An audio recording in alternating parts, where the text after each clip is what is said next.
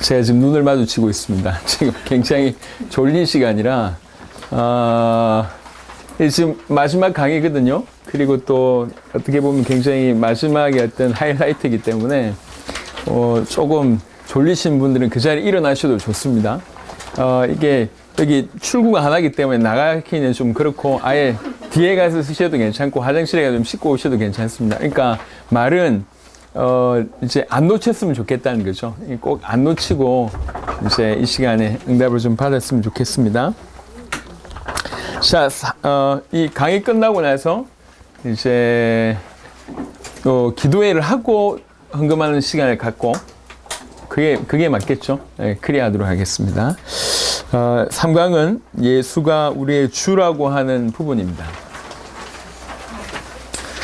예수님이 하나님의 아들, 그리고 예수님이 사람의 아들, 그리고 마지막으로 예수님이 우리의 주라고 하는 건데요. 주라고 하는 부분, 주인이라고 하는 부분들이 이미지가 다 있어요.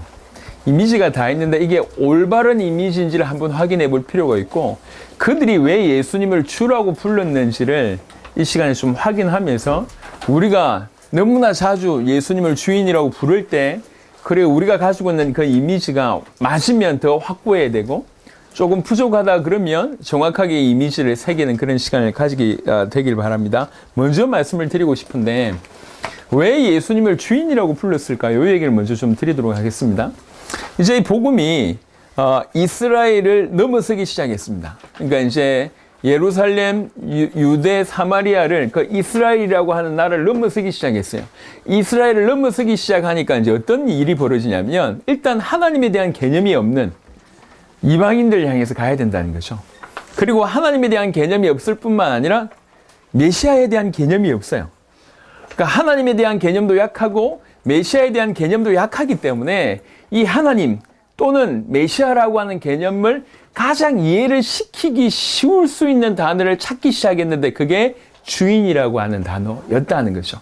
그래서 주라고 하는 단어는 세계 공통적으로 이해되는 언어이기 때문에, 그래서 하나님에 대한 그리고 메시아에 대한 이미지를 가장 쉽게 이해시킬 수 있는 단어를 뽑아낸 게 주라고 하는 단어입니다. 그래서 주인이라고 하는 부분들이 급속도로 이제 팽창되기 시작을 하는 거죠. 자, 성경 구절 먼저 보도록 하겠습니다. 성경에 하나님 또는 그리스도 예수를 주라고 언급한 구절들이 굉장히 많습니다. 여기 보면 분명한 것은 하나님과 그리스도 예수를 공히 주라고 썼다는 거죠. 그 말 자체가 뜻하는 게 뭐냐면 예수님이 하나님이다 라고 하는 것을 반증한다는 얘기입니다. 시편 8편 1절에 여호와 우리 주여, 주의 이름이 온 땅에 어찌 그리 아름다운 주여, 주의 영광이 하늘을 덮었나이다. 사도행전 20장 21절에 유대인과 헬라인들에게 하나님께 대한 회개와 우리 주 예수 그리스도께 대한 믿음을 정언한 것이라. 로마서 1장 4절에 성결의 영으로는 죽은 자들 가운데서 부활하사 능력으로 하나님의 아들로 선포되셨으니 곧 우리 주 예수 그리스도시니라. 고린도전서 1장 9절에 너희를 불러 그의 아들 예수 그리스도 우리 주와 더불어 교제하게 하신 하나님은 미쁘시도다.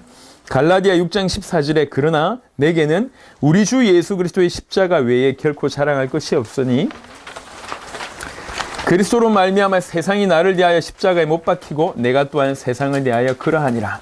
디모데전서 6장 14절에 우리 주 예수 그리스도께서 나타나실 때까지 흠도 없고 책망받을 것도 없이 이 명령을 지키라.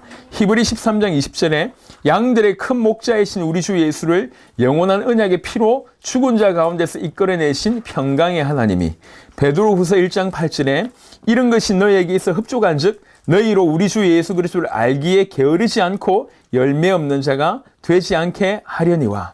마지막으로 사도행전 2장 36절에 그런즉 이스라엘 온 집은 확실히 알지니 너희가 십자가에 못 박은 이 예수를 하나님이 주와 그리스도가 되게 하셨느니라 하니라. 성경에 예수님을 주라고 칭한 구절들이 사실은 너무 많습니다. 그 중에 일부분을 뽑아서 설명했습니다. 자, 맨 마지막에 주라고 하는 단어가 히브리어로는 아도나이라고 부르고요.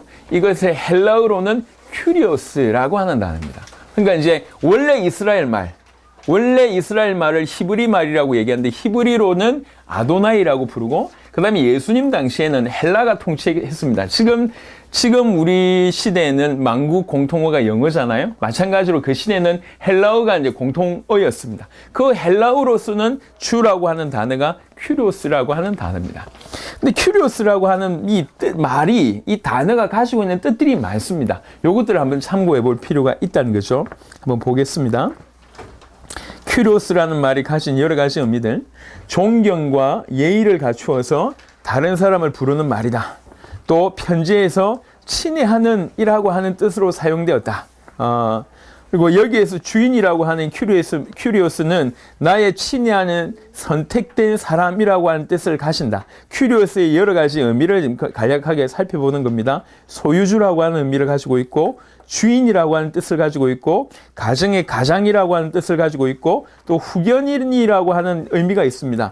어려움에 처했을 때 도와줄 수 있는 후견인 또는 보호자, 이게 큐리오스라고 하는 단어 중에 하나입니다. 의미 중에 하나입니다. 그리고 권위를 나타내는 말로 사용되었다.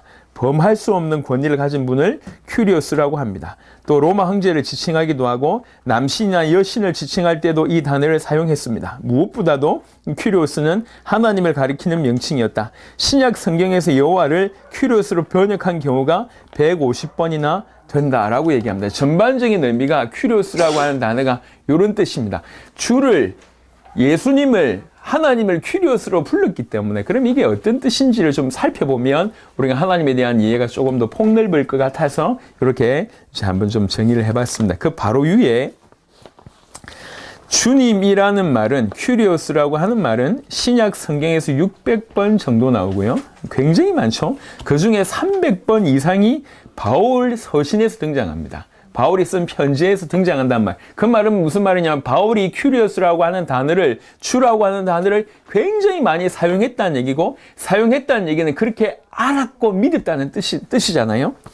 그래서 바울도 그랬고요. 초대교회에서는 예수를 그리스도로 믿는 자들이 예수 그리스도는 주님이시다, 예수를 그리스도로 믿는 그 자들이 고백하기를 예수 그리스도는 또한 우리의 주다라고 고백한 겁니다. 그래서 나중에 결론적으로 보겠지만 우리 주님의 호칭에 있어서 가장 완벽한 호칭이 있다고 하면 주 예수 그리스도, 이렇게 되는 거예요. 예수님을 그리스도로 믿는 그들이, 예수님은 나의 그리스도고 그가 우리의 주시다라고 하는 표현으로 연결해서 주 예수 그리스도, 나의 주 예수 그리스도, 우리 주 예수 그리스도, 이렇게 이제 아예 통칭해서 주님의 호칭이 그렇게, 예수님의 호칭이 그렇게 딱 이렇게 되어진 거죠. 사실 이 호칭이 이렇게 되기까지는 사실은 의미가 굉장히 많아요. 그리스도의 뜻도 알고 있고, 예수가 그리스도라고 하는 의미도 알고 있고, 예수가 그리스도이기 때문에 나의 주시다라고 하는 엄청난 고백이 들어있으면서 그게 이제 한 단어로 주 예수 그리스도 이렇게 되었는데, 우리는 그 내용을 다 상실한 채 껍데기만 보고 있는 거죠. 예를 들면 우리 수학 공식 같은 거 많이 배웠잖아요. 여기 뭐 적지 않게 수학 포기자들이 있었을 것 같은데, 뭐 적분, 미분 이런 거 들어오면 막 힘들잖아요. 그리고 저는 제일 힘들었던 게 파이 있잖아요. 3.13 뭐 이렇게 나오는 거, 초코파이도 아니고 그 파이가 뭘 의미하는지 아직도 모르겠어. 여하튼 그 파이가 있어야지 뭔가 풀려요. 모든 공식에 그 파이를 이용합니다. 하지만 파이를 몰라.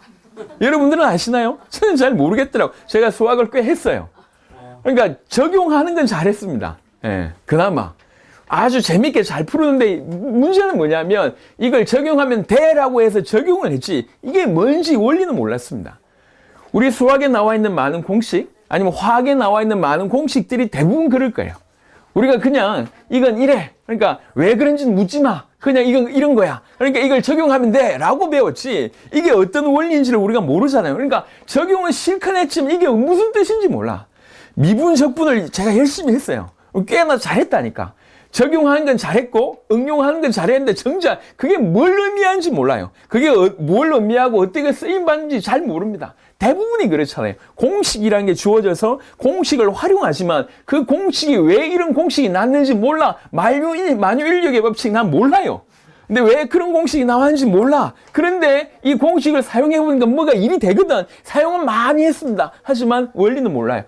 제가 이 땅에서 이런 공식의 어떤 이 원리, 기본적인 것은 사실 몰라도 괜찮다고 생각합니다. 하지만 그게 우리가 습관이 되어서 신앙생활도 그렇게 하고 있다는 거예요. 그냥 주 예수 그리스도 보면 복받아. 예수 그리스도 믿으면 부자 돼. 예수 그리스도 믿으면 평안하고, 예수 그리스도 믿으면 천국 가고, 예수 그리스도 믿으면 미인 만나고, 예수 그리스도 믿으면 자녀 잘 되고, 예수 그리스도 믿으면 정신 문제 해결되고, 영적 문제가 또 나오네, 이런 거 해결되고, 이러면서 계속 우리가 이렇게 해왔잖아요. 그게 왜 그런지는 모르겠고 그냥 그걸 활용하면 좋다라고만 생각해서 그렇게만 믿어왔어요. 얼마나 깊은 뜻이 있는데, 그가 우리의 그리스도가 된다는 것과 그가 우리의 주가 된다고 하는 것이 우리의 생각하는 것보다, 우리가 개념적으로 가지고 있는 주인이라고 하는 개념보다 훨씬 사실은 폭넓습니다. 그냥 이 모든 걸 싹둑 자르고 공식만 알고 있는 그런 신앙생활을 해왔다는 거죠. 다시 한번 돌아가서 그 예수님을 주 예수 그리스도라고 불렀을 때 부르기까지가 무슨 일이 일어나느냐, 그들에게 어떤 신앙이었기 때문에 그렇게 부르기 시작했냐, 이거를 회복하자는 겁니다. 그래서 초대교회 성도들은 예수가 그리스도라고 믿는 모든 사람들이 예수 그리스도는 우리의 주님이었다고 고백했습니다. 바울은요, 이제 성경을 슬슬 찾아보겠습니다. 빌립보 2장 11절을 보겠습니다.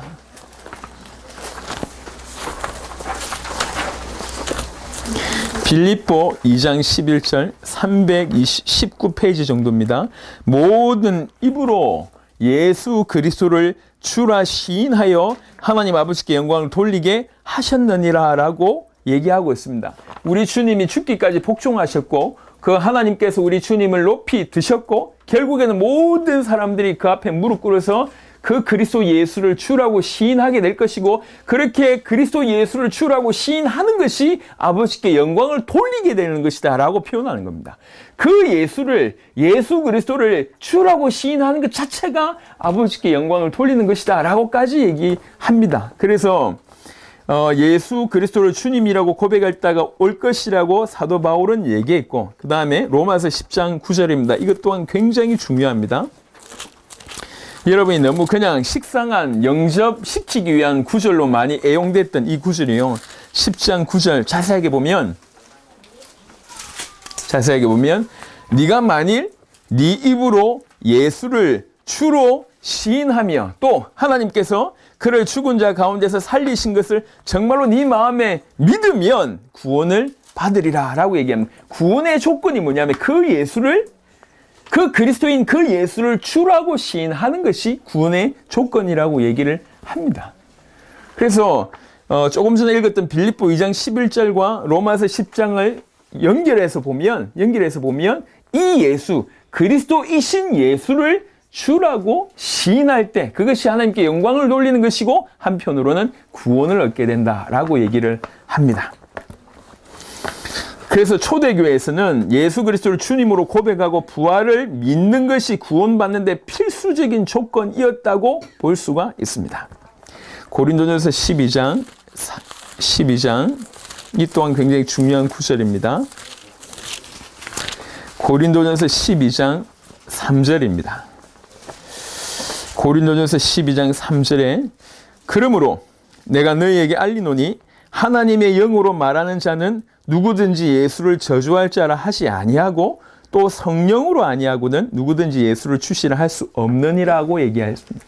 예수님을 주라고 할 수 있는 것은 성령이 아니고는 할 수 없다라고 얘기합니다. 자, 이 부분에서 한번 우리가 생각해 볼 필요가 있습니다. 왜 그러냐면 우리는 너무나 쉽게 예수님을 주라고 부르잖아요. 주라고 불러놓고 그 다음에 이제 함부로 우리 마음대로 살잖아요. 성경하고 약간 좀 배치가 되는 것 같아요. 저 안 믿는 것 같은데 말로는 주님 뜻이다면서 예를 들면 복음을 위해서 헌신하는 것보다 자기 아이가 이렇게 성적에서 1등한 이게 주님의 뜻이라면서 주님의 뜻대로 내가 했다면서 전혀 복음하고 상관없는 거 얘기하면서 주님 얘기하고 주님의 뜻이라고 얘기하고 막 이렇게 하는데, 분명히 제가 볼 때 구원받지 못한 사람 같아요. 근데 쉽게 주님이라고 얘기해요. 너무나 쉽게. 심지어 불신자들도 사고 날 때 아이고 주님 막 이렇게 하고 이렇게 하고 목욕탕에 들어갔을 물이 조금 뜨거워도 아이고 주님 이렇게 합니다. 불신자들도. 근데 그런 의미와 이 의미가 좀 다른 것 같아요. 왜 그러냐면 주라고 하는 이미지가 달라서 그래요. 주라고 하는 이미지가. 정말 올바로 주라고 하는 이미지를 알고 그 예수를 정말 그런 주님이다라고 받아들이고 믿는 것은 성령이 아니고는 불가능하다라고 하는 뜻입니다. 쉽게 우리가 우리말로 주라고 뱉는 이것 자체를 성령이 아니고는 할 수 없다라는 의미가 아니고 정말로 예수님을 성경이 의미하는 대로의 주인으로 받아들일 수 있는 거, 그거는 성령이 아니고는 할 수 없다는 겁니다. 그런 의미입니다. 자, 그리고 고린도후서 4장을 보겠습니다. 고린도후서 4장, 아주 중요한 또 구절입니다. 고린도후서 4장 5절입니다. 우리는 우리를 전파하는 것이 아니라 오직 그리스도 예수의 주 되신 것과, 잘 보세요. 그리스도 예수의 주 되신, 그리스도 예수라고 하는 것이 이미 전제가, 예수가 그리스도라고 하는 것이 전제가 깔려 있고, 그 그리스도 예수의 주 되신 것을 우리가 전하고, 또 예수를 위하여 우리가 너희의 종된 것을 전파한다라고 바울이 지금 얘기합니다. 우리가 뭘 전하는 줄 아냐? 우리가 우리 자신을 전하는 게 아니다. 우리가 전하는 것은 그 그리스도 예수가 주인이라고 하는 것을 전하는 것이다. 그리고 그 그리스도 예수가 주인이라고 하는 것을 전하기 위해서 우리가 너희를 섬기는 것이다. 이렇게 얘기를 하고 있습니다. 또 한 구절 보겠습니다. 에베소 4장을 보겠습니다. 성경을 다 보고 나서 쭉 정리해서 설명드리도록 하겠습니다. 에베소 4장 5절입니다. 에베소 4장 5절입니다. 신약 성경 313페이지에 주도 한 분이시요, 믿음도 하나요, 세례도 하나요, 하나님도 한 분이시니 곧 만유의 아버지시라. 여기에 5절과 6절을 연결해서 보면 여기에서 주는 하나님을 포함해서 예수님일 수도 있지만 이미 하나님이 언급됐다고 할 때 이 주는 그리스도 예수를 뜻하는 거겠죠. 주도 한 분이다. 그리스도 예수만이 주다라고 하는 뜻입니다. 베드로전서 3장 5절이 아니라 15절입니다. 베드로전서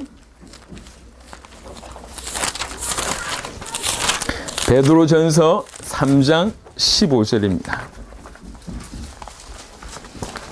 베드로전서 3장 15절에 너희 마음에 그리스도를 주로 삼아, 너희 마음에 그리스도를 주로 삼아 거룩하게 하고 너희 속에 있는 소망에 관한 이유를 묻는 자에게는 대답할 것을 항상 준비하되 온유와 두려움으로 하고 너희 마음에 예수 그리스도를 주로 삼아라 라고 얘기합니다. 자, 지금 설명했던 걸 정리해서 한번 얘기를 해보겠습니다. 초대교회에서는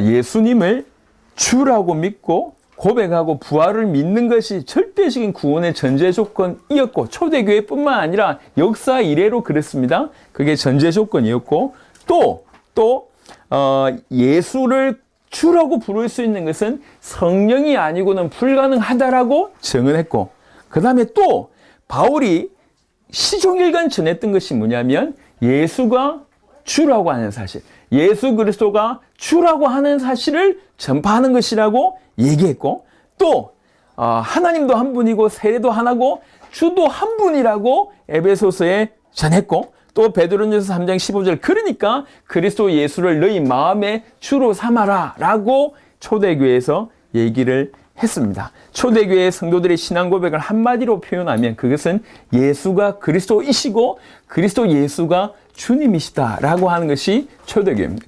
그만큼 예수 그리스도를 주라고 고백하는 것이 중요했다는 거예요. 중요. 조금 더 깊이 보도록 하겠습니다. 자, 그러면 그 주라고 하는 의미가 도대체 어떤 의미일까요? 아까는 퀴리오스라고 하는 단어만 살펴봤는데 이제 성경에서 주님을, 우리 하나님을 주라고 얘기할 때 그 주가 도대체 어떤 의미가 있는지, 우리가 머릿속에 단순히 노예와 주인의 개념을 넘어서서 성경에서 주인이라고 표현할 때, 그 주라고 얘기할 때 도대체 어떤 의미가 있는지를 한번 살펴볼 필요가 있겠습니다. 맨 위입니다. 신약에서 주님이라고 하는 명칭은 하나님과 예수님을 모두 가리키는데, 특히 유대인들에게 주님이라고 하는 칭호는 예수 그리스도가 하나님 혹은 하나님과 동등되신 분임을 의미합니다. 당연합니다. 주님 자신을, 자기 자신을 가리킬 때도 주라고 하는 표현을 쓰셨습니다. 마가복음 2장 28절은 아까 우리가 읽었습니다. 인자가 안식일의 주인이다라고 하는 표현을 당신이 직접 쓰셨습니다. 그리고 마가복음 11장 3절, 12장 37절에도 그런 부분이 나와져 있습니다. 이것도 한번 살펴보겠습니다. 마가복음 11장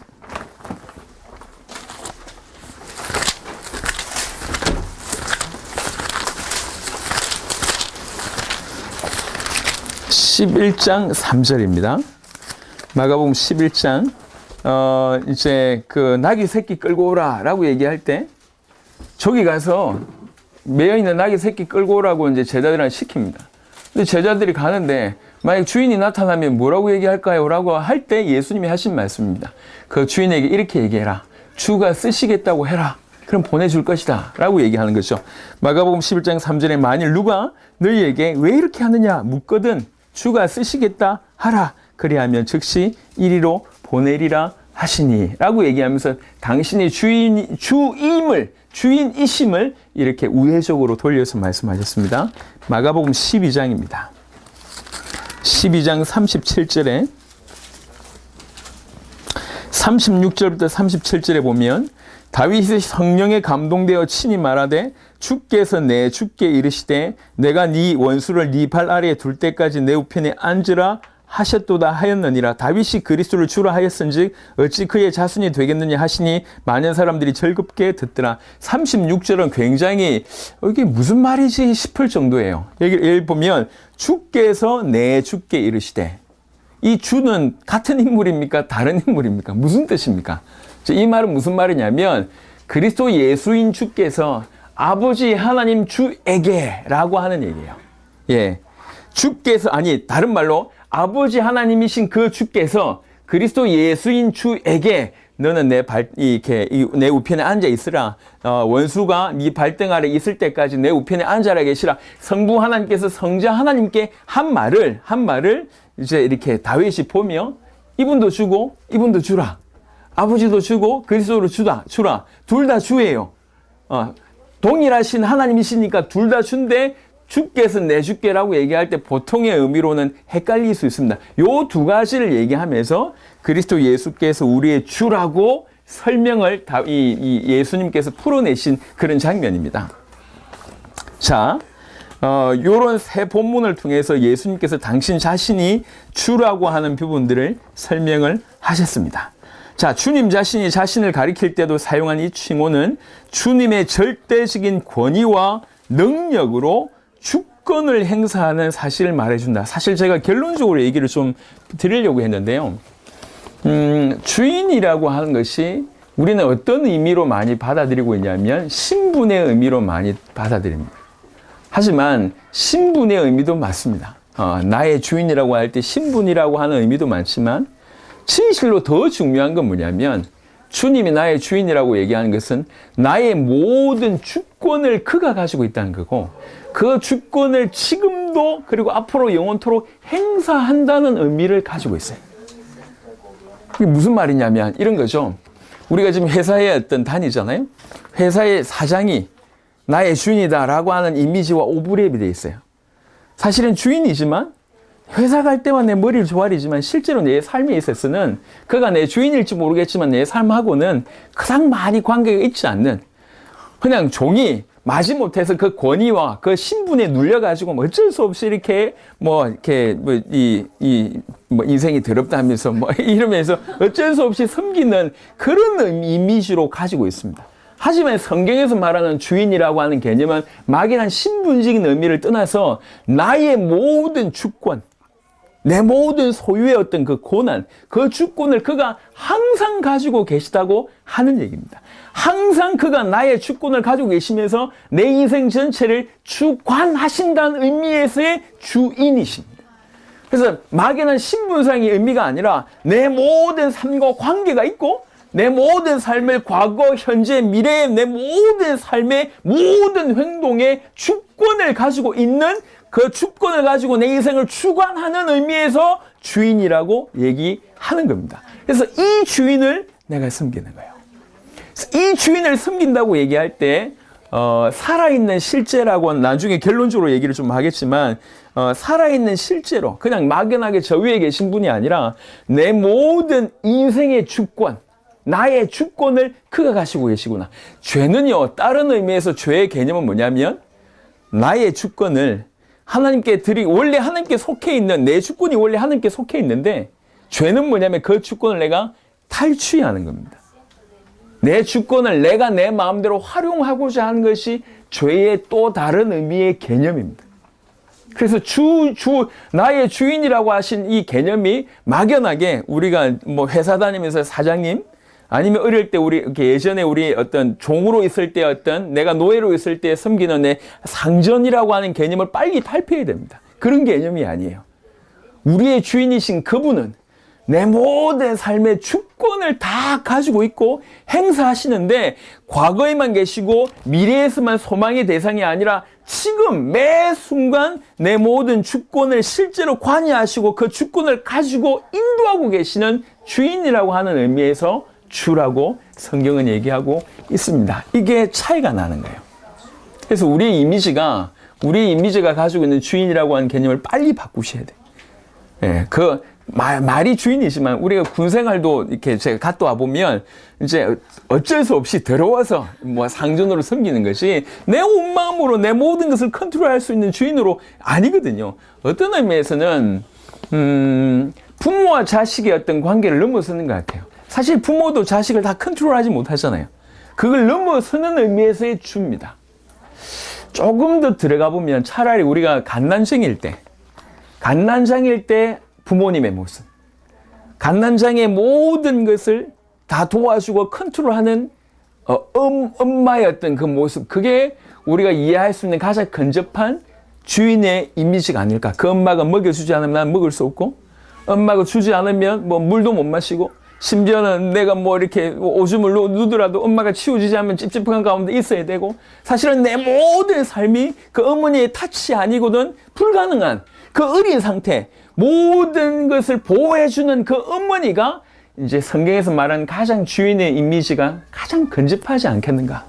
내 모든 고난을 그가 가지고 있고, 그가 내 인생에 관여하지 않으면 나는 움직일 수 없고, 그가 관여하는데 미래에만, 과거에만 이게 아니라 모든 인생의 매 순간에 그가 관여하는 그런 의미에서 주라고 하는 것이 성경에서 주인입니다.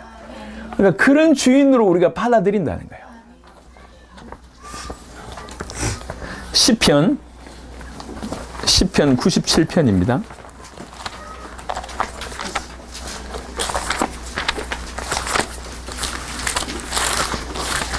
시편 97편 5절에 산들이 여호와의 앞 곧 온 땅의 주 앞에서 밀랍같이 녹았도다. 산들도 그 주 앞에서 완전 밀랍같이 녹을 수밖에 없습니다. 114편 시편 114편 7절입니다. 그 우리의 주가, 우리와 관계하시는 그 우리의 주가 객관적으로 어떤 분이냐. 아까 제가 얘기했습니다. 나를 그렇게 24시간 돌보는 그 어머니가, 그 어머니, 나한테는 나의 주인이지만 그 주인, 그 어머니의 객관적인 모습은 어떠냐. 지금 그걸 보고 있는 거예요. 알고 보니까 이 어머니가, 요즘엔 여자 대통령도 있더만요. 예. 내 어머니인데 그냥 내 어머니인 줄 알았는데 대기업의 CEO고, 내 어머니인 줄 알았는데 태어나 보니까 뭐 이렇게 그 전 세계에서 가장 유능한 어떤 정치인이고, 그냥 내 똥오줌을 받아주는 그런 엄마인 줄 알았는데 알고 보니까 세계 최고의 예술가고, 객관적인 모습을 얘기하는 겁니다. 지금 나와 관계하시는 주인인데 이 주인이 어떤 분이냐라고 하는 것을 지금 보고 있는 겁니다. 이 주인 앞에 산들도 높고, 이 주인 앞에 모든 것들이 장악되어 있는 어떤 그런 모습들을 보는 겁니다. 시편 114편 7절입니다. 114편 7절에 땅이여 너는 주 앞 곧 야곱의 하나님 앞에서 떨지어다. 산들도 그렇고 땅도 그렇고 모든 것들이 그 앞에 무릎 꿇을 수밖에 없는 그가 우리의 주인이라고 하는 거죠. 나와 관계되어 있는 주인이지만 그 주인의 객관적인 모습은 뭐냐? 창조주고 모든 우주를 장악하고 계시고. 골로새 2장을 보겠습니다.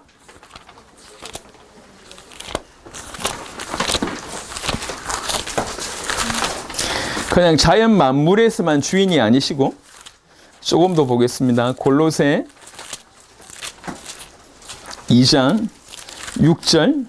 그러므로 너희가 그리스도 예수를 주로 받았으니 그 안에서 행하되, 그리고 10절, 너희도 그 안에서 충만하여졌으니 그는 모든 통치자와 권세의 머리시라. 나와 관계하신 그 주님이 사실상 전 우주 만물을 통치할 뿐만 아니라 모든 역사 속에서의 어떤 우주 속에서의 모든 권세의 머리가 바로 그분이시다. 이게 우리의 주인이신 객관적인 거예요. 뭐 각각 다르잖아요. 중소기업에도 똑같은 사장이지만 중소기업에서 겨우 자기네들 밥 벌어먹는 중소기업 사장이 있고, 어떤 경우는 정말 뭐 한 해 매출이 뭐 어마어마한 이런 똑같은 사장이라고 불리시지만 그 사장의 객관적인 어떤 뭐 레벨 분명히 다를 거 아니에요.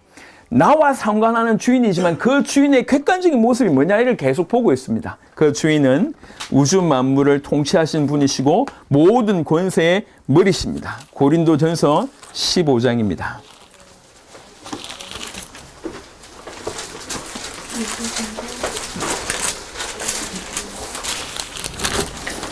고린도전서 15장 28절입니다.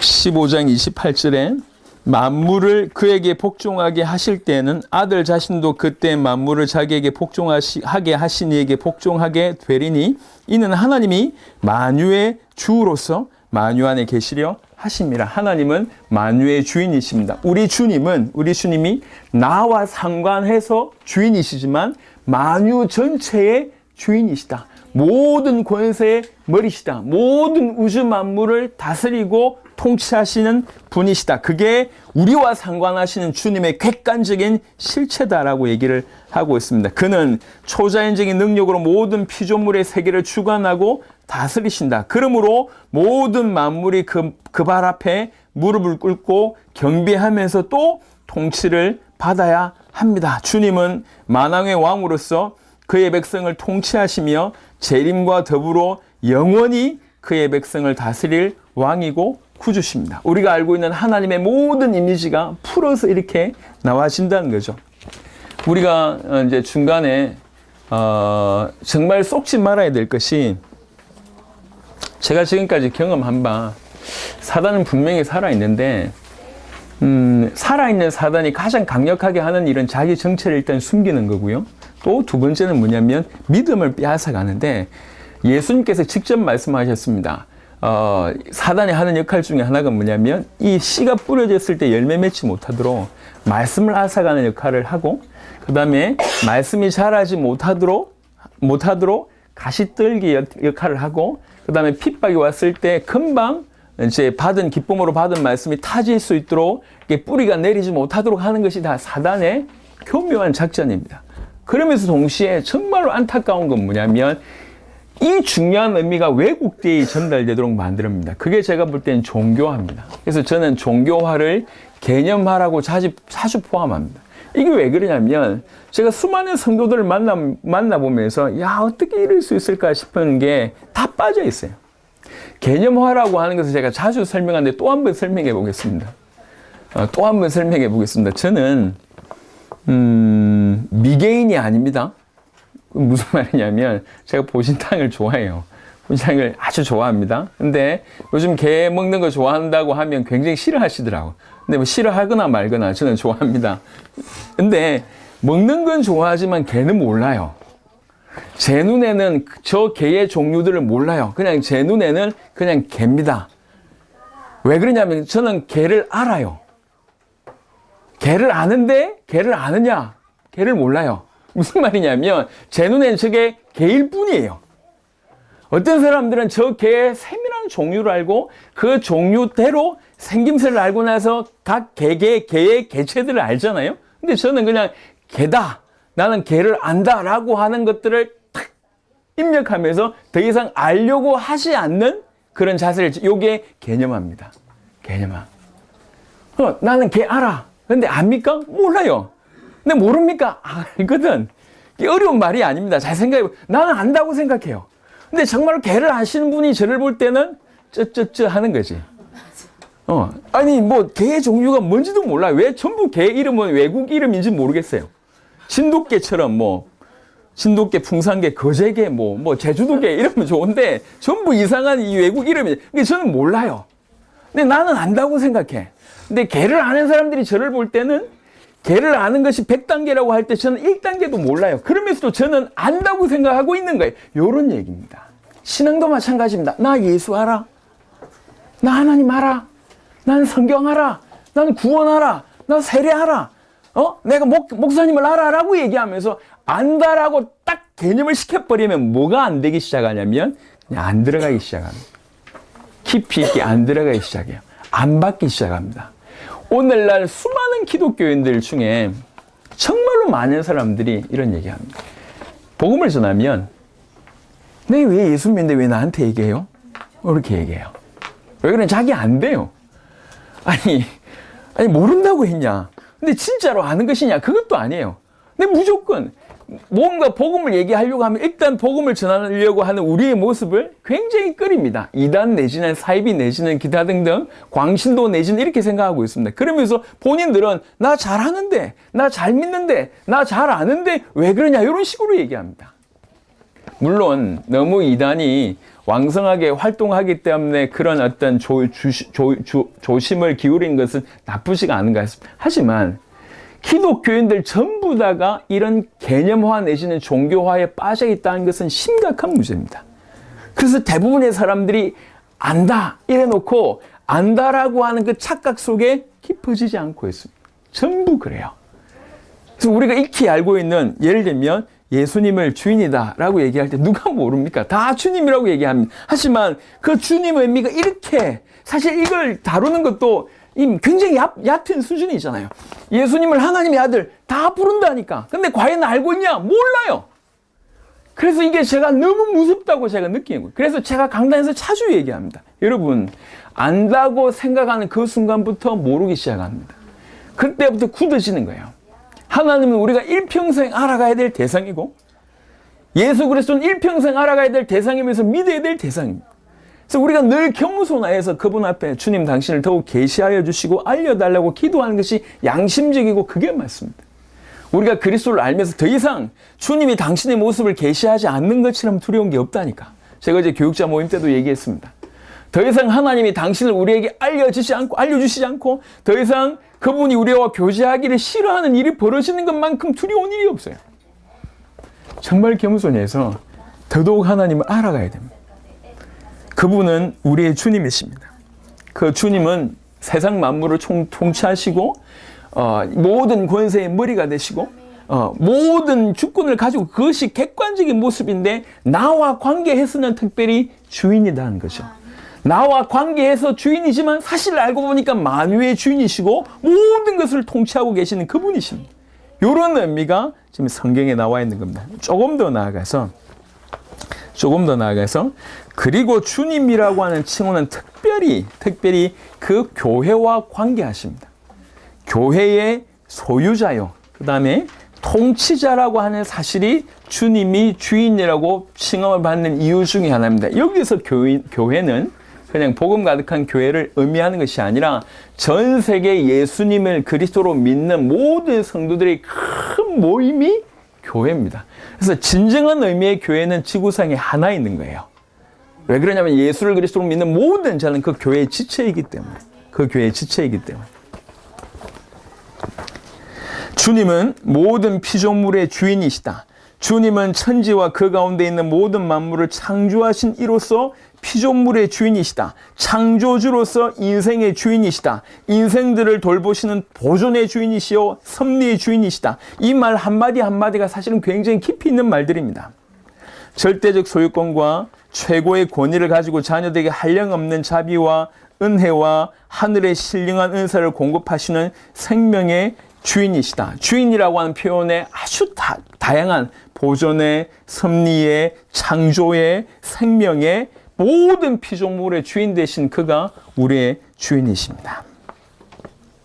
바울은 이 말을 더 결정적으로 발전시켜서 우리 주 예수 그리스도라고 하는 칭호를 썼는데 약 28번이나 이 말을 씁니다. 고린도후서 4장 5절에도 그 얘기를 했습니다. 주 예수 그리스도는 주님의 그런 의미에서 완전한 칭호로서 그분은 하나님이시며 장차 심판주시며 축복의 원천이시며 기도의 응답을 보장하시는 칭호라고 얘기할 수 있습니다. 이 주님, 예수가 주라고 하는 부분의 사실 결론은 바로 이 부분부터 나와집니다. 이게 이제 결론입니다. 최초의 그리스도인들이 예수를 주라고 고백했을 때 그 의미는 단순히 어떤 지금까지 어떤 구속사의 일부분 정도로 생각한 것도 아니고 또 미래의 소망의 대상의 정도로서만 주라고 부른 게 아니에요. 그들이 주라고 불렀을 때는 우리 이렇게 역사대로 우리 이스라엘 역사대로 우리를 끌고 오셨던 그 구속하신 그 놀라운 하지만 자기 인생하고는 별로 상관없는 자기 과거에 이스라엘을 그렇게 끌고 오셨던 그 주님 이렇게 느낀 것도 아니고 또 막연하게 미래의 어떤 소망의 대상으로만 주님이라고 부른 것도 아니에요. 이런 각도가 아니라고. 그들이 주라고 부른 것은 어떤 의미가 있냐면 지금도 살아계셔서 주권을 행사하시는 분으로서 믿는 의미를 가지고 있습니다. 내 모든 주권을 생각해 보세요. 만유의 주인데 특별히 나와 관계에서 주인이 되셔서 생각해 보세요. 아까도 얘기했던 것처럼 제발 우리 좀 복가교에도 그런 분들이 나왔으면 좋겠습니다. 여성 대통령이나 여성 CEO나 아니 복가교에서는 삼성 같은 기업이 안 나오 꼭 안 나오라는 말이 있으면 법은 없지 않습니까? 아무도 아멘을 안 하시네요. 예, 이때 아멘 하시기 바랍니다. 하나님 어떻게 여러분을 다루실지 모르니까 엄청난 음식점의 사장님 나오시길 예수 이름 축원하고 신간회를 비롯해서 예. 정말 최고의 정치인들, 경제인들이 나와야 될 거 아니에요. 사회적으로 그런 일들을 하시는 분들이 굉장히 많습니다. 우리나라 정치인들 중에도 여성분들이 뛰어난 분들이 많잖아요. 대외적으로 대단한 분이에요. 대통령이라고 생각해 봅시다. 그것도 미국 대통령. 엄청난 미국 대통령인데 내 엄마야. 그 엄청난 미국의 힘을 가지고 있는 분이 항상 내한테 와서 내 기저귀 갈아주고 내 맘마를 먹여주고 이렇게 한단 말이에요. 그냥 어린 나는 나의 엄마일 뿐이고 나의 주인일 뿐인데 이것에 조금 정신을 차려보니까 그 엄마가 어떤 엄마냐. 미국의 최고의 큰 대통령. 이런 이미지란 얘기죠.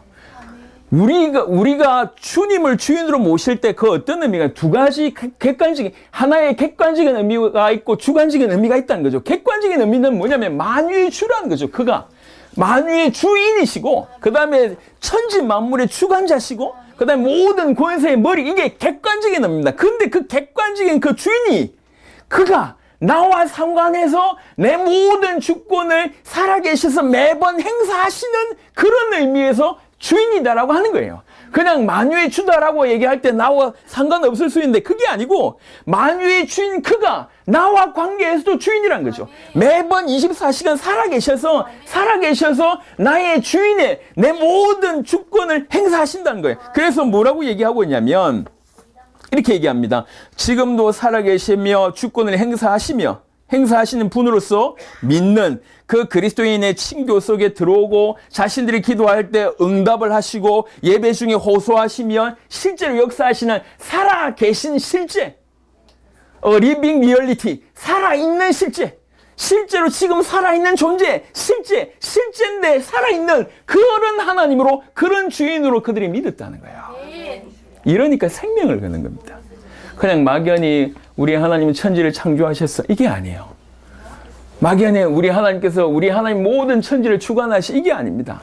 그들은 주님을 어떻게 믿었냐면 그 객관적인 의미에서 주님을 믿었을 뿐만 아니라 그 객관적인 주님이 자기와 어떤 관계가 있는지를 믿은 거예요.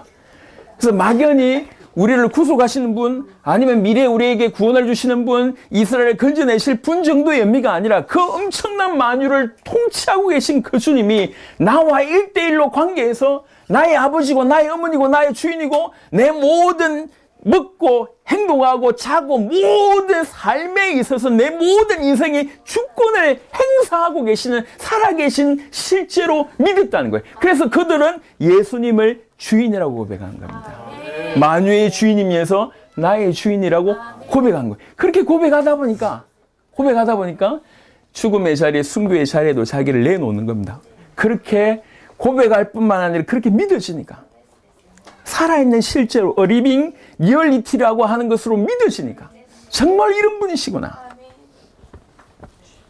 그래서 그 당시에 예수님을, 예수 그리스도를 주라고 고백하는 것은, 이런 의미에서 주라고 고백하는 것은 성령이 아니고는 불가능하다는 거죠. 나와 상관없이 하나님이 창조주셔라고 고백하는 것은, 이건 뭐 어떤 의미에서 신의 존재를 믿는다고 하는 불신자들도 할 수 있는 얘기거든. 하나님 계셔. 하나님 계셔. 뭐 이렇게 불신자들도 하는 얘기잖아요. 하나님 계신 것 같아. 난 잘 모르겠지만 하나님은 계신 것 같아 라고 주장하는 사람들이 많습니다. 하지만 그들은 하나님하고 상관없습니다. 그들에게 있어서 하나님은 주인이 아니에요. 그들이 인정하든지 말든지 그와는 개인적인 관계가 없어요. 아니, 트럼프 대통령, 미국 대통령이 하지만 걔가 아니고 그 사람이 나를 몰라. 나도 그 사람을 몰라. 이런 관계가 아니라는 거예요. 미국 대통령인데 내 엄마야. 미국 대통령인데 내 아빠야. 아니, 미국까지는 갈 필요 없고, 우리나라 대통령인데 내 아빠야. 우리나라 대통령인데 내 엄마야. 아니면 삼성이나 앞으로 이 삼성 대기업 이름 다른 걸로 지으면 좋을 것 같습니다. 성욱 이런 걸로 지으면 좋겠네. 큰 대기업인데 그 대기업의 사장이 내 아빠야. 내 엄마야. 그런 의미예요. 객관적으로는 만유를 통치하고 천지를 주관하고 모든 만물이 그 앞에 무릎 꿇는 모든 권세의 머리신데, 그 어마어마한 분이 나와 관계에서 주인이라고. 아멘. 나와 관계에서 내 모든 주권을 그가 가지고 계시고, 아멘. 그가 내 모든 주권을 행사하시는 살아있는 실제라고 믿어졌기 때문에 그들은 목숨을 걸고 주라고 고백하면서, 초창기에 초대교회 어떤 그런 영화 같은 데 보면, 코바디스 같은 데 영화를 보면 그 많은 수많은 사람들이 예수님을 주라고 고백하면서 순교를 당합니다. 그런 장면이 있잖아요. 이제 예수 믿는 사람들을 다 운동장에 집어넣고 맹수를 풀어놓습니다. 맹수가 막 달려오는데 엄마하고 딸이 있어요. 엄마 무섭다고 얘기하니까 엄마가 달려온 순간에 얘기하는 거예요. 조금만 눈을 감으면 조금 이따 우리 주님을 볼 것이다. 그러면서 죽어갔잖아요. 카타콤을 한번 가보시면, 제가 이제 한번 갔다 와봤는데, 카타콤을 가보시면 이게 사실 말도 안 됩니다. 근데 거기에서 약 250년 동안 삽니다. 공동체가. 그들 중에 어떤 인생들은 한 번도 태양의 빛이라는 걸 경험해 본 적이 없이 거기에서 인생을 마무리합니다. 그러면서 예수님을 그리스도라고 주라고 고백하면서 그렇게 사는 거예요. 내가 일평생 빛을 못 봐도, 내가 정상적인 삶을 살지 않아도 예수님이 나의 그리스도고 그 속에서 예수님을 주라고 고백하는 거예요. 예수님을 주라고 고백하면 무조건 잘 되는 게 아닙니다. 이건 틀린 사상입니다. 그런 상황 속에서도 예수님을 주라고 신앙할 수 있는 것이 진짜 성령이 아니고는 할 수 없는 거랍니다. 복 받기 때문에 예수 믿습니까? 틀린 생각입니다. 예수 믿으면 내 병이 낫습니까? 틀린 생각입니다. 아닙니다. 정말로 예수님을 주라고 고백할 때 그가 내 인생을 어떻게 주관하시든지 내 인생을 그분에게 드리는 거예요. 그럼 그 하나님께서 가장 전 세계를 살리기에 합당한 모습으로 나를 만들어 주십니다. 근데 그 모습이 대부분은 정상적으로 성령의 열매가 나타나는 쪽으로 태게 돼 있단 말이에요. 내가 의도하지 않는데 어느 날 눈 떠보니까 주님을 사랑하고 주님을 원해서 주님의 길을 걷다 보니까 내 가운데 어두운 모습들이 자연적으로 사라지는 거예요. 그게 너무 좋아서 막 달려가다 보니까 과거 했던 것이 별로 재미가 없어.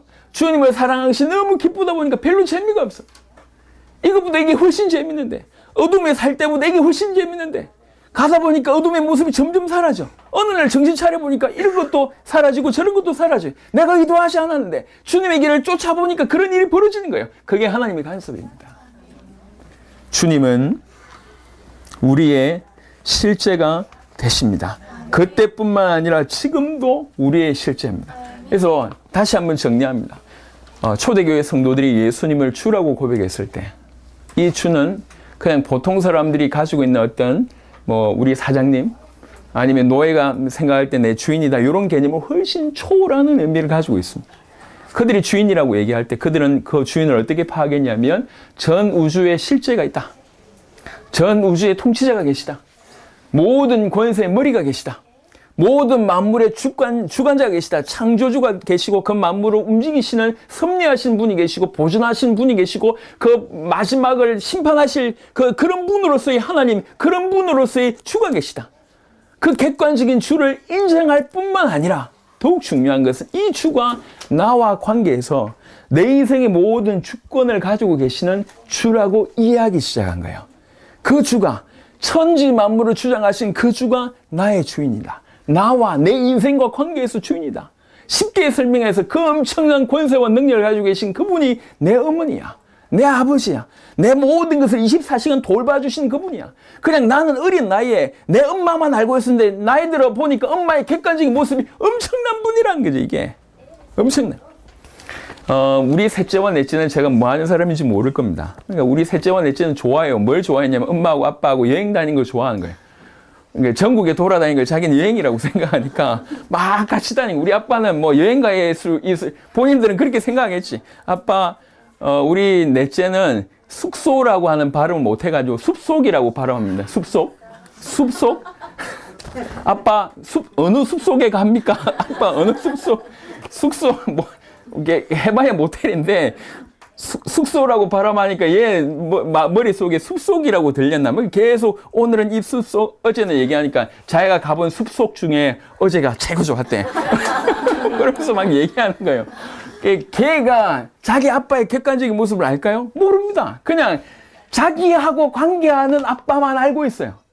근데 이제 애들이 나이가 들어가기 시작하고, 이제 첫째 같은 경우에는 지 아빠가 뭘 하는지 이제 조금 이해하기 시작했겠죠. 요런 차이예요. 만유를 주관하신 그가 나와 관계에서 주인이구나. 이렇게 살아있는 실제로 믿어지기 시작했고, 그렇게 믿으면서 그분과 소통하기 시작했습니다. 소통하기. 내 기도에 그는 응답하시고, 하나님 나를 인도하시고, 하나님 나에게 말씀을 주시고, 하나님 나를 보호하시고, 하나님 나를 준비시키시고, 하나님 나를 훈련시키시고, 하나님 나를 다듬어 가시고, 하나님 나를 사랑하시고 그토록 아끼시고, 이런 것들을 온몸으로 느끼는데 눈 떠보니까 그가 만유의 주인이시라.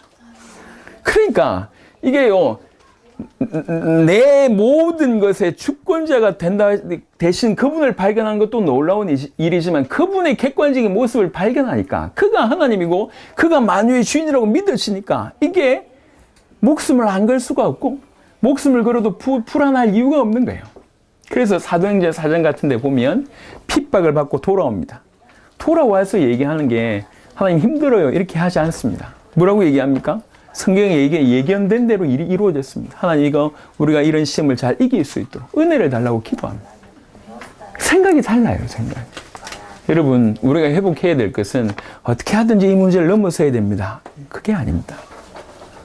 좀 더 내가 어떻게 좀 발전적으로 좀 나아져야 됩니다. 사실 그게 아닙니다. 그 모든 것들은 따라오는 결과입니다. 우리가 회복해야 될 것은 우리와 관계하신 그가 누구냐를 발견하는 거예요.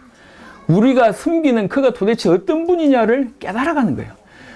그가 어떤 분인지 알면 알수록 더 신뢰하고 더 믿고 더 따라가고 더 순종하고, 이런 일들이 우리 안에서 계속 한번 움직이면 계속 돌아가는 발전기처럼 우리 안에서 일어나야 돼요. 그래서 끝없이 주님을 향해 달려가고 그를 닮아가고 그를 쫓아가고 그에게 순종해가고, 그러면서 그리스도에 대한 어떤 선지식, 엄청난 지식들이 내 안에 쌓여져 가고, 그런 일이 진행되는 거예요. 우리 교인들 중에는 저와 이제 막 본 분이 있고, 어떤 분들은 뭐 근 20년 본 친구들도 있습니다. 오랫동안 봐왔습니다. 그래서 이제 한 번 본 분과 20년을 저를 본 사람이 분명히 다를 거 아니에요. 여러분들이 20년, 앞으로 수십 년 그런 그리스도를 계속 누린다고 얘기할 때 이게 비밀이 너무 엄청난 겁니다. 사실은 그 비밀로 사람들을 살려낸다는 거죠. 말씀을 마무리하도록 하겠습니다. 그리스도적인 호칭이 신약 성경 여러 군데에 있습니다. 결론적으로 보시면 좀 정리를 좀 했는데, 뭐 인자, 사람의 아들, 하나님의 아들, 다윗의 아들, 뭐 이런 표현들이 다 메시아적인 표현입니다. 이런 호칭들이 많이 있습니다. 근데 이 메시아적인 표현이 다 메시아를, 그리스도라고 하는 표현을 더 이렇게 확대하는, 더 깊이 이해할 수 있는 어떤 다양한 표현입니다. 근데 또 각각의 사실은 깊은 의미가 있다는 거죠. 왜 굳이 그런 표현들을 쓰셨는지를 우리가 한번 질문해 봐야 돼요. 왜 예수님께서 인자라고 하는 표현을 쓰셨고, 왜 하나님의 아들이라고 하는 표현을 쓰셨고 왜 주라고 하는 표현을 쓰셨는지 그 각각이 굉장히 의미가 있습니다. 우리는 오늘 이 시간에 그런 의미들을 조금 깨닫는 그런 시간이 된 겁니다. 오늘 첫 시간에 우리는 예수님이 하나님의 아들이라고 하는 것을 들었습니다. 두 번째는 예수님이 사람의 아들 인자라고 하는 가장 당신이 많이 애칭한 그런 표현을 들었습니다. 그리고 초대교회에서 모든 초대교회 신자들이 고백했던 예수 그리스도 당신은 우리 주입니다라고 하는 주라고 하는 표현을 들었습니다. 특별히 세 번째 예수가 우리의 주라고 얘기할 때 객관적인 의미에서 우리의 주시며 또 나와 관계에서 주라고 하는 표현입니다. 그래서 이 두 가지 다가 균형을 이루어야 됩니다. 나의 주인으로 느끼지만 객관적인 그분을 알지 못하면 우리가 큰 믿음, 진정한 믿음을 드릴 수가 없어요. 예를 들면 가끔씩 이런 거 있잖아요. 우리 아이들이 아빠 통닭 먹고 싶어. 근데 돈 있어? 이렇게 물을 때 이게 말이야. 통닭 몇 푼 된다고 아빠 돈 있어? 이렇게 물어보면 이게 갑자기 이게 나를 어떻게 보지? 이런 생각이 들 거 아니에요. 당신의 부모이기는 하지만 객관적인 실체를 모르면 우리가 믿음을 드린다고 하지만 과연 이분이 할 수 있을까? 이런 생각이 들 때가 있다고. 또 반대로 객관적인 의미는 알고 있는데 나하고 상관이 없어. 그 높으신 분이 내 기도를 들으실까? 이렇게 된다고. 많은 사람들은 이 후자입니다. 하나님의 높으심을 알지만 과연 그가 나한테 관심이 있을까? 그가 나를 아실까? 그가 나를 도와주실까? 내 기도는 안 들어주시겠지라고 하는 개념을 가지고 있습니다. 이게 둘 다가 정확하게 놓쳐서 그래요. 그가 우리의 주라고 고백할 때 객관적인 만유의 주이시면서 내 행사와 관계에서 내 모든 주권을 그가 소유하고 계시다는 거예요. 내 모든 부분에 관심이 있다는 거죠. 내 모든 부분에 그분이 주권을 가지고 행하기를 원하신다는 거죠. 그래서 살아있는 실제, living reality라고 하는 하나님을 주라고 얘기할 때 우리는 그렇게 깨달아야 하는 겁니다. 오늘 이 시간부터 이 자리에 계신 모든 주의 백성들이 예수님을 하나님의 아들로 또 사람의 아들로 그리고 주로 깨닫는 은혜가 있기를 바랍니다. 성령이 아니고는 깨달을 수 없는데 성령이 주신 은혜로 그렇게 깨달으시고 그렇게 신앙하는 여러분 되시기를 그리스도 예수 이름으로 축원합니다. 기도하고 이제 우리 인도하실 분이 나오셔서 기도에 인도하도록 하겠습니다. 제가 기도 한번 하겠습니다. 하나님 감사합니다. 오늘 또 수련회를 통해서 귀중한 은혜를 우리에게 허락하셔서 감사합니다. 만유의 주가 되시며 온 우주의 주가 되시며 창조주시며 섭리주시고 보존하시며 또 심판하시고 우리를 구원하실 그 주인이신 그가 우리의 모든 주권을 가지고 계신 우리와 상대해서 또 주인이라고 하는 이 사실이 깊이 깨달아져서 살아있는 실제로 우리 주 예수 그리스도를 믿고 섬길 수 있도록 역사하여 주시옵소서. 그렇게 믿을 수 있는 은혜를 허락하여 주시며 그렇게 믿고 살아갈 수 있도록 축복하여 주시옵소서. 감사를 드렸고 우리 주 예수 그리스도의 이름으로 기도드렸습니다. 아멘.